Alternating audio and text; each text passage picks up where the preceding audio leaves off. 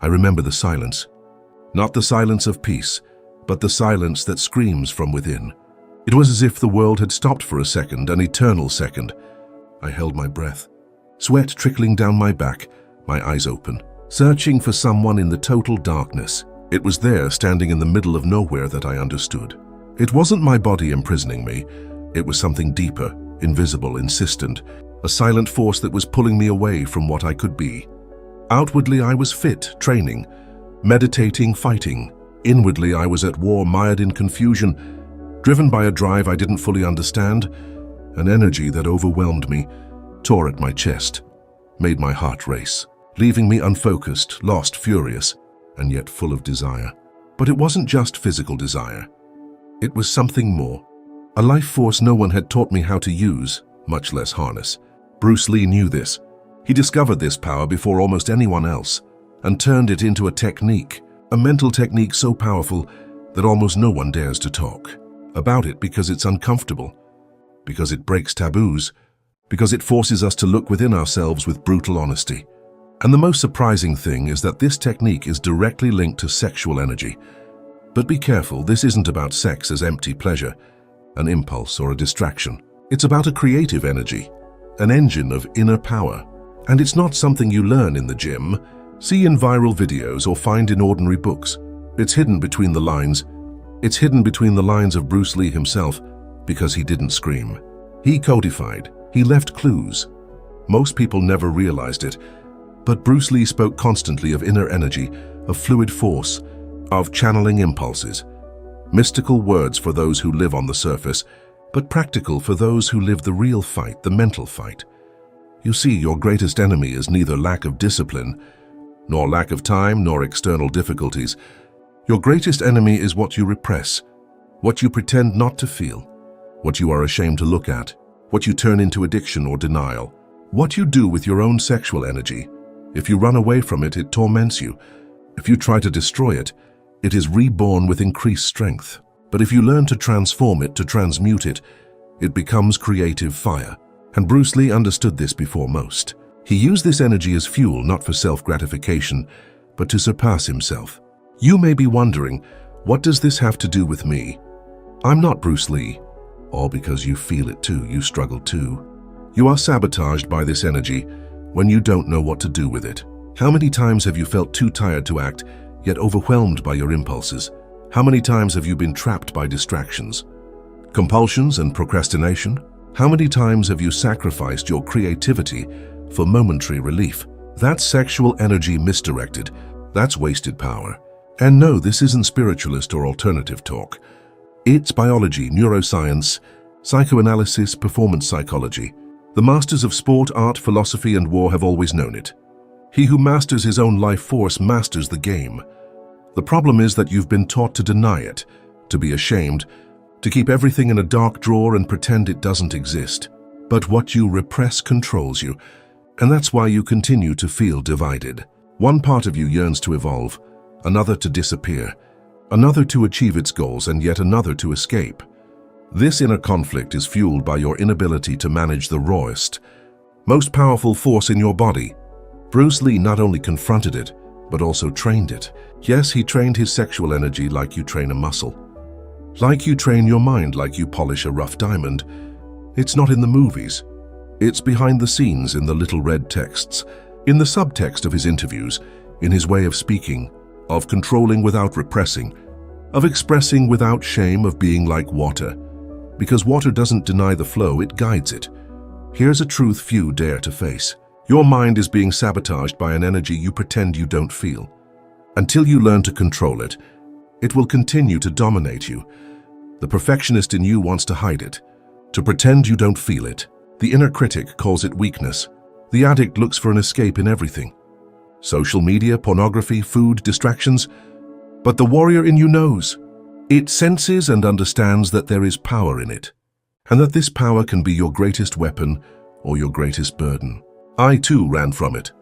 For years, I treated my sexual energy as a problem, something to be contained, ignored, or simply relieved. It was only after many mistakes, repeated cycles, sleepless nights, broken promises, and wasted potential that I began to understand to study, to experiment, to honestly observe myself. And that's when everything changed. I discovered that the same impulse that drove me to procrastinate could be used to create, that the same tension that caused me anxiety could be transformed into focus, that the same desire that distracted me could be transmuted into discipline. I discovered that the key wasn't to control, but to channel, direct, and sublimate. Bruce Lee spoke of not resisting, but absorbing and redirecting.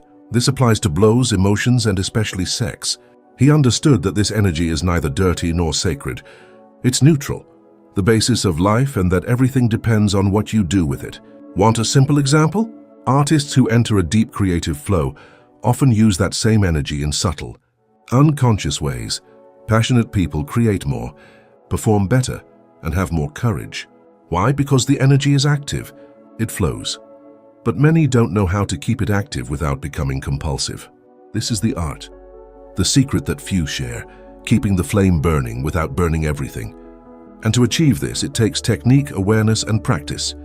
Bruce Lee used practices we would now call tantric meditation, conscious breathing, and energetic sublimation. He described them in code. The art of fighting without fighting is also this: winning without inner war, conquering without denying your feelings, dominating without repressing. The Western mind scoffs at this, mocking what it doesn't understand. It dismisses as esoteric, nonsense, anything that escapes its control through numbers and logic. But Bruce Lee was never just Western. He united East and West within himself, a body of steel, a mind of water, a mind of fire, and that fire was real and came from within. He knew that fighting was more than just winning. That winning was more than just defeating the other. He was preparing to defeat himself. And to do that, he needed the most powerful force there was, one born of desire. Not the desire to have, but the desire to be. This is where the turning point comes, because most people use that energy only for fleeting pleasure. Bruce used it as a springboard to awareness. Where others sought relief, he sought expansion. And that changes everything. Most people live in a cycle: tension, desire, pleasure, guilt, and it repeats itself over and over again. Without realizing it, they become slaves to an energy that could liberate them. They surrender their power to distractions, channeling their creative potential into nothingness. And you feel it, you know it, because deep down we all know it. Every time you let yourself be carried away by distraction, haste, impulse, a part of you dies a little. The part that wanted to build something, that wanted to leave a mark, that wanted more from life. But there is a way out, and it's not complex, it's subtle. Begin with awareness. Notice, observe, breathe. Acknowledge your impulses without judging them, without trying to hide them. When you feel desire, it's an energy that rises. Don't repress it. Don't automatically release it, direct it. Second practice, breathing. Not the shallow breathing of someone who just wants to appear calm. Breathe deeply and presently. Inhale, sit, exhale, direct. You can move energy with your breath. From the sexual center to the heart, from the heart to the mind, from the mind to action. It's alchemy, it's real. Third practice, cultivate. Create instead of consume. The energy you've stored up needs to be expressed. Paint, write, practice, build something. Speak with presence. Do what you need to do, but with intention. This creates a bridge between your impulse and your purpose. These three practices are revolutionary. They sound simple, but they are because they teach you something no one else has taught you. True mastery lies not in repression, but in integration, and true power comes when you stop being ashamed of who you are. Bruce Lee said the key is honesty with yourself, and that's the hardest part, because being honest means facing what hurts. It means saying, yes, I have desires.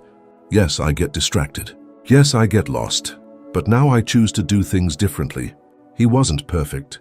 He was human. He had flaws, doubts, and fears. But instead of running away from them, he used them, transformed them, burned them in his own furnace, and came out stronger. You can do the same. You don't need magic formulas, gurus, or expensive retreats. You need courage. The courage to look within, the courage to feel, the courage to begin. Starting today, observe your energy. When you feel the need, stop, breathe, ask yourself, what do I really want? Not pleasure, but power. Not relief, but building. The answer will come and transform you. Remember, the greatest battlefield is invisible, and your most powerful weapon is in your hands. In your essence, where everyone told you to ignore, where Bruce Lee learned to cultivate. This is the forbidden technique. Forbidden because it liberates. Forbidden because it empowers. Because it transforms the body into a temple, the mind into a sword, and energy into direction. And the best part? You don't have to become someone else. You just have to be yourself, with power, presence, and truth. The greatest victory is not dominating the world, but dominating yourself. It's living with integrity. It's moving forward with purpose.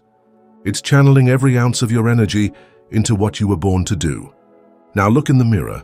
Don't run away, don't look down. The warrior is there. The creator is there, the transformer is there. The energy is vibrating. What will you do with it? The choice is yours. Don't look for an opponent. Look for awareness. The mirror awaits you.